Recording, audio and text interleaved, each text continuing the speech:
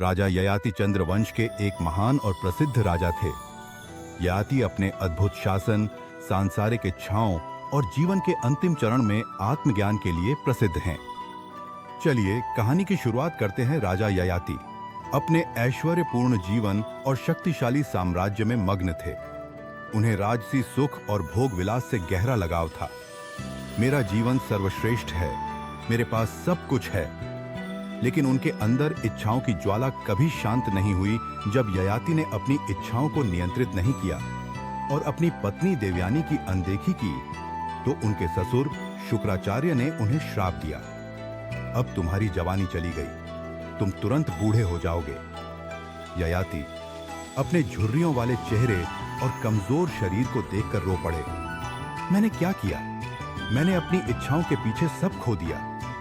ययाति ने शुक्राचार्य से मिन्नतें की, मुझे एक और मौका दें, मैं अपनी भूल सुधारना चाहता हूं। शुक्राचार्य ने कहा, तुम अपनी वृद्धावस्था अपने पुत्रों को दे सकते हो। यदि कोई तैयार हो तो तुम जवान हो सकते हो। ययाति ने अपने पुत्रों से मदद मांगी, लेकिन उनके बड़े बेटे मना कर देते हैं। राजा ययाति केटिब ने कहा, क्या मेरे ही पुत्र मेरी सहायता नहीं करेंगे?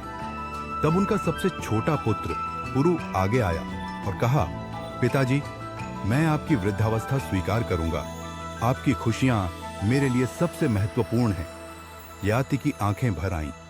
उन्होंने पुरु को गले लगा लिया। पुरु, तुम सच्चे पुत्र हो। तुम्हारा बलिदान मेरी आत्मा को छू गया। ययाति ने अपनी युवावस्था फिर से पाली। उन्होंने वर्षों तक अपनी इच्छाओं को पूरा करने की कोशिश की, लेकिन जल्द ही एहसास हुआ कि भोग विलास अंतहीन है। इच्छाएं कभी खत्म नहीं होती। मैंने क्या पाया? ययाति ने अपने पुत्र पुरु को उसकी जवानी लौटाई और उसे अपना उत्तराधिकारी घोषित किया। ययाति ने संन्यास ले लिया और आत्मज्ञान प्राप्त किया। उन्होंने अपने जीवन के अंतिम क्षणों में कहा, सच्चा सुख त्याग और संतोष में है। जो इच्छाओं को जीत लेता है वही सच्चा राजा है। ऐसे ही रहस्यमय वीडियो के लिए सब्सक्राइब करें।